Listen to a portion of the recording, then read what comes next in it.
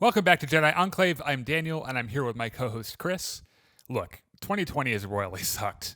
Doesn't matter what side of the aisle you're on, we're all worn down by politics and coronavirus and trying to figure out how the fuck Samsung made a foldable phone, and it's all just a little much. One thing we can agree on is that we all love Star Wars, and we all love The Mandalorian and his adorable, beautiful adopted gremlin, the wee baby Yoda. Season 2 is out on Disney Plus here in just a few days, so let us give you a quick 10-minute recap of all the shit that went down in a galaxy far, far away. We start out with our fierce Mandalorian bounty hunter Din Djarin, who's trying to make mostly an honest living, freezing bounties and cutting dudes straight in half with doors. He gets a tip from his bounty hunter bud Grief Karga and meets up with the Client, who is a crusty old Imperial, and Dr. Purging, who we're not saying is probably his lover, but we have no proof that he's not. Important to note here that the Empire has fallen and all that remains are scattered groups fighting for power. They tell Mando that they need him to retrieve a 50-year-old target, but they won't give him additional information aside from what planet they're on. Mando takes a quick trip and meets Quill, an honest but stern Ugnaught just trying to get these motherfucking bounty hunters off his motherfucking valley. Apparently Mando isn't the only gun looking for the target. Mando finds a compound where the target is, and he teams up with a fellow bounty hunter, IG-11, to tear the place up. They find the target, and oh my fucking god, it's Yoda, but it's a little baby. IG-11 tells Mando that he was instructed to kill it, so Mando tells him to fuck off and shoots him straight in the face. The wee baby Yoda reaches out with his adorable little gremlin claws, and Mr. Hard-Ass Bounty Hunter knows his life has changed. When he returns to his ship, he finds the Jawas have disassembled the entire thing for spare parts. He disintegrates a few of them, but the rest escape, and Mando isn't really sure what to do. He returns to his new pal Quill, who offers to help him bargain with the Jawas to get all his shit back. After some tense negotiations, the Jawas declare that they will give Mando his stuff back if he finds a Mudhorn egg for them. So he takes the kid with him to go hunt the Mudhorn. Now I should mention at this point that the Mudhorn is fucking huge and really does not like trespassers. It tramples Mando to within an inch of his life, but right before it's about to finish him off, little baby Yoda uses the goddamn force and lifts the Mudhorn off the ground. While the Mudhorn is all like, what the fuck? Mando is able to kill it. He returns the egg to the Jawas. Turns out those little idiots just wanted to eat it, but at least they give Mando all his stuff back. Quill helps him repair his ship and he's finally able to leave. Mando takes wee baby Yoda back to Navarro and delivers him to the Client in exchange for some sweet-ass Beskar, which is a special Mandalorian metal stolen by the Empire when they wiped out the Mandalorians. He takes it back to his underground posse and other Mandos and the Armorer, who is a blacksmith of sorts. The Armorer takes the Beskar and makes an entirely new set of armor for him in addition to some really cool bounty hunter toys. We find out Mando is actually rescued by the Mandalorians as a child during the Clone Wars and was raised as a Mandalorian foundling. Mando gets back into his ship, the Razor Crest, and is about to leave to his next job, but what do you know? He misses his little adorable pal. He goes back to the Imperial stronghold and kills every goddamn stormtrooper in the place and rescues the wee baby Yoda, who he finds is apparently the subject of some weird experiments. Mando has broken a huge bounty hunter rule here and knows that all the bounty hunters are hunting him and the baby. Just when he thinks he's out of options, the entire Mandalorian clan comes flying in on jetpacks to help him because, motherfucker, This is the way. Mando escapes with the baby and the rest of the Mandalorians must find a new home. Mando knows that practically every bounty hunter is now after him, and that's no way to raise your recently rescued adorable little baby, so he travels to the planet Sorgan to lay low for a bit. There, he meets an ex-rebel shock trooper named Cara Dune, and after a brief fistfight, they become friends.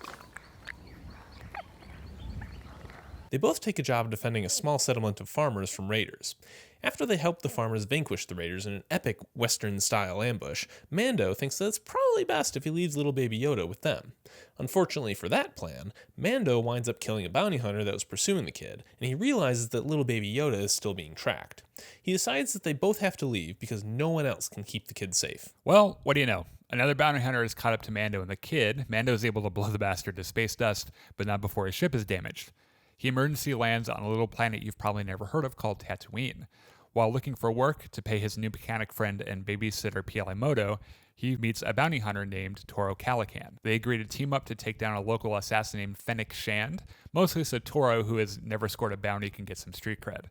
They catch up to the assassin and capture her, but the assassin is able to quietly tell Toro what the Mandalorian did and how much his bounty is worth. At this point, Toro straight up kills the assassin and disappears while Mando isn't looking. When Mando returns to his ship, he finds that Toro is using the wee baby Yoda as leverage to capture Mando. Well, you don't fuck with a man's small, adorable, giant-eared child. Mando shoots him in. That's that. He thanks his mechanic babysitter and decides it's time to leave. Finally, we meet a mysterious figure who is almost certainly Boba Fett, who has discovered the body of the dead assassin. Make sure to file that away for later. Mando figures that maybe it's time to call up an old friend for some work because caring for a force-wielding sorcerer baby as a single dad is a difficult and expensive job. He meets up with his old friend Ran and his group of roughneck gunslingers. They all attack a New Republic prison transport to rescue one of their associates. Halfway through the jailbreak, the crew betrays Mando, but that doesn't really matter because if we've learned anything so far, it's that you don't fuck with the Mandalorian. He hunts them down one by one and locks them up for the New Republic to find. Then he goes back to Ran and plants a tracking beacon so that the New Republic can find the hideout.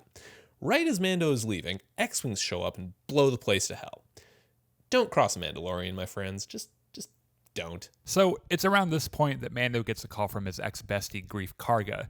He wants to bury the hatchet and make things right on Navarro. Since Mando don't trust like that, he picks up Cara Dune and Quill on the way. By the way, Quill found IG-11's body and reprograms him to be a nursery droid, so his penchant for murder and self-destructing is completely gone. They arrive on Navarro, and while Grief was planning to betray Mando for a quick buck, he is injured and the wee baby Yoda uses the Force to heal him. Oh, and he almost force-choked Cara Dune to death on the way there, but we don't have time to talk about that. The group forms a plan. They'll take an empty, levitating baby stroller to the Imperials, and Quill will take the actual baby back to the ship. They'll try to trick the Imperials and, I don't know, kill everybody, which isn't a terrible idea, by the way, but the group finds out a little too late that there are way too many Imperials to do that. None of this matters, though. While the group attempts to trick the client, the mysterious big bad Moff Gideon has taken a break from manufacturing methamphetamines to show up with his own posse to retrieve the baby. I will kill your infant daughter. We don't know why he wants the wee baby Yoda, but he leaves them with an ultimatum. Give up by nightfall or just get blown to shit. We also find out that scout troopers have discovered Quill and killed him while stealing the baby for the Empire. God damn it, Quill was really cool. I have spoken. It's time for the big showdown, kids, so pay attention. 2 scout troopers have kidnapped our sweet baby Yoda, and our heroes are pinned down in a bar awaiting death. For reasons unknown to anyone, one of the scout troopers decides to smack baby Yoda in the head, which makes this next part so intensely satisfying. Enter motherfucking nanny droid IG-11, who straight up murders both scout troopers.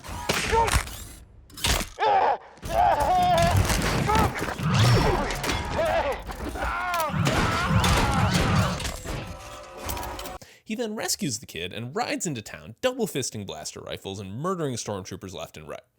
IG-11 regroups with Mando, Grief, and Cara, but there are still way too many stormtroopers out there. They remain trapped in the cantina, and after a fierce battle, Mando is pretty seriously injured. A flame trooper barges in to smoke them out, and Baby Yoda uses the Force to barbecue the fuck out of him with his own fire.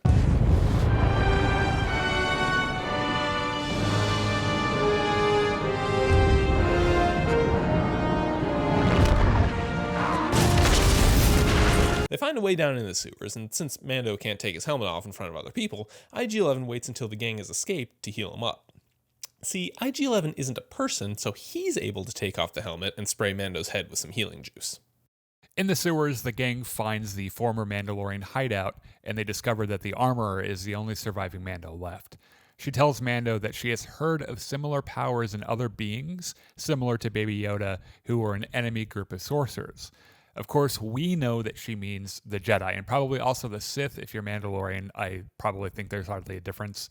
She tells Mando that he must reunite the wee baby Yoda with his own kind, and until that is done, the two of them form their own little Mandalorian family. Baby Yoda is a foundling now, just like Daddy Mando.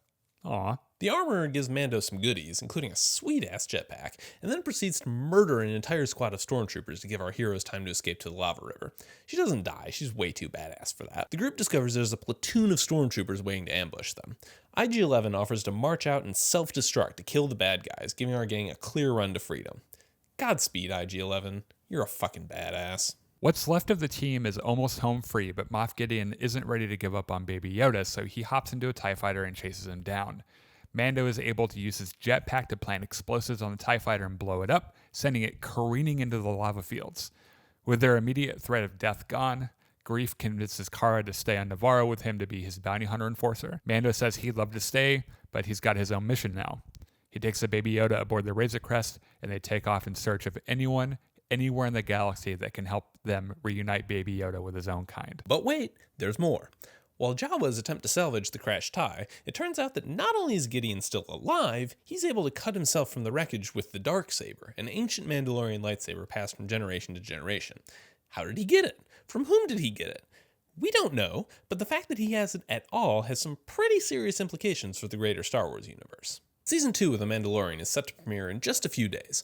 Make sure to subscribe and like Jedi Enclave on Facebook. Leave us some comments with your last-minute Season 2 theories, and be sure to join us every week for our Mandalorian after show. Thanks again for the support, and stay tuned for more content featuring us talking about Star Wars.